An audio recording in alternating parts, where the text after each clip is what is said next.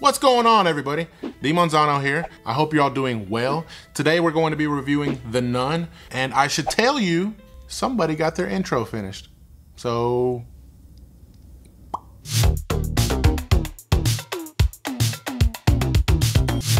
First, before I even get to the review, let me first share with you that I know what it feels like, okay?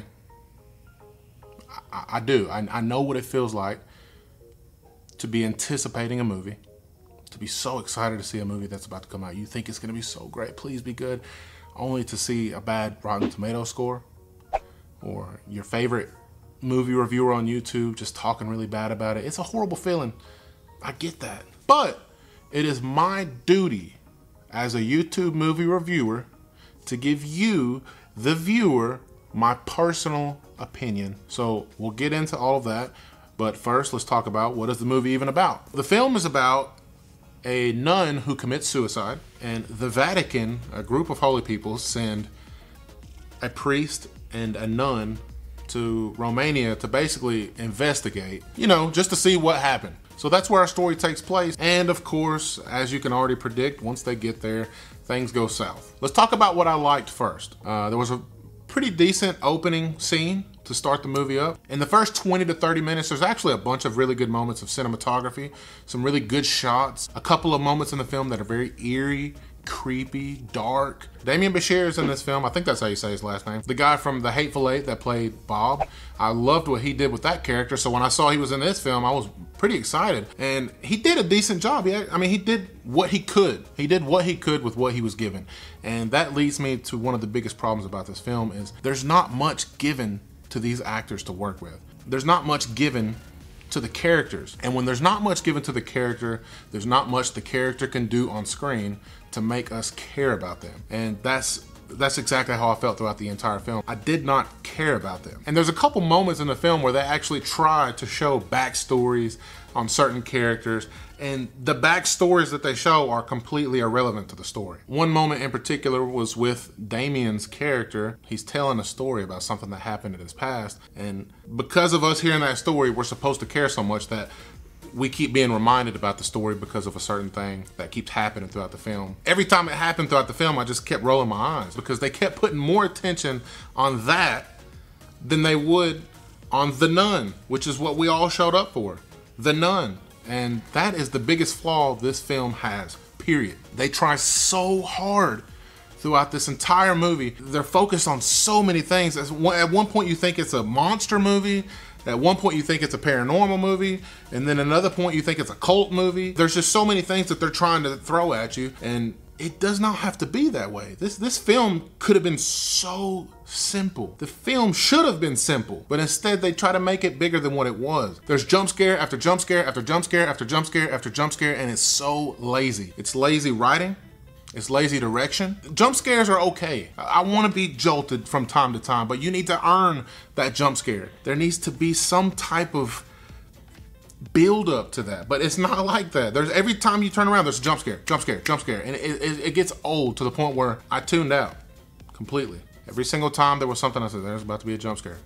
Look at there, there's a jump scare. At the very beginning, there's a moment where we see the nun, and they just show her.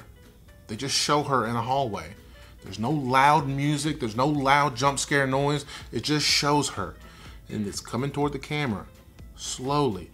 Those moments right there are creepy. The hairs on the back of my neck stood up. That's all they had to do. Throughout the entire film, I would have been happy. I wanted to see many, many, many, many moments of the nun, but we don't get that.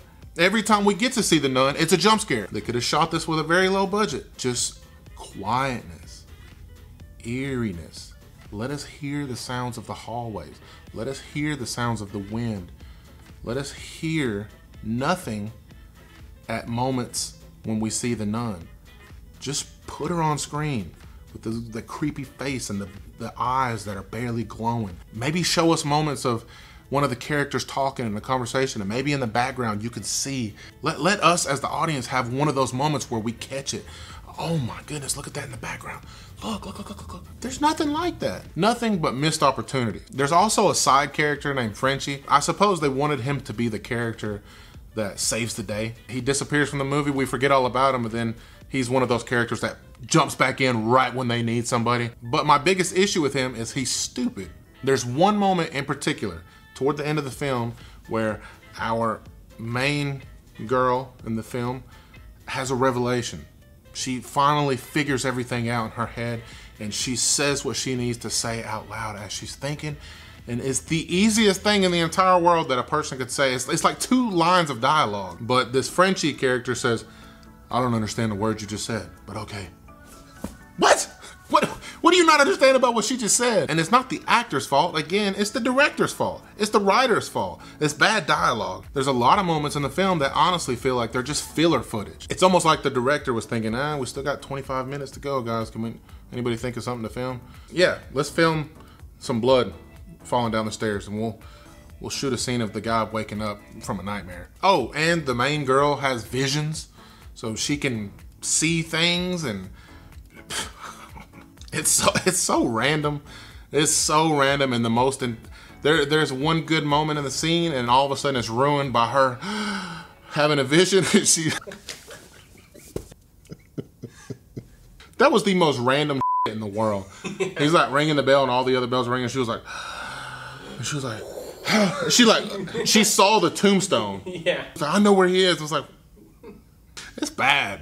I'm not trying to put the director down. I'm just saying I don't think he was ready for this project. All I kept thinking throughout the movie was, man, this could be so good if David Sandberg was directing. That's all it is. It needs a vision behind it that knows how to build horror, how to build a scare the correct way, where to put jump scares, how to show atmosphere. I just think this is one of those times where that old saying is very true. Sometimes less is more. Guys, in the end, I feel like if you're a person that doesn't care about scores, if you don't care about reviews, and you just like watching scary movies, whether they're good or bad, then just go watch the movie. You might enjoy it, but I did not, and I would not recommend this film. I think it was a waste of my time, it was a waste of my money, and I should have just went and watched Crazy Rich Asians again. But guys, I wanna know how you feel. Please comment down below. Let me know, have you seen the movie? What did you think about it?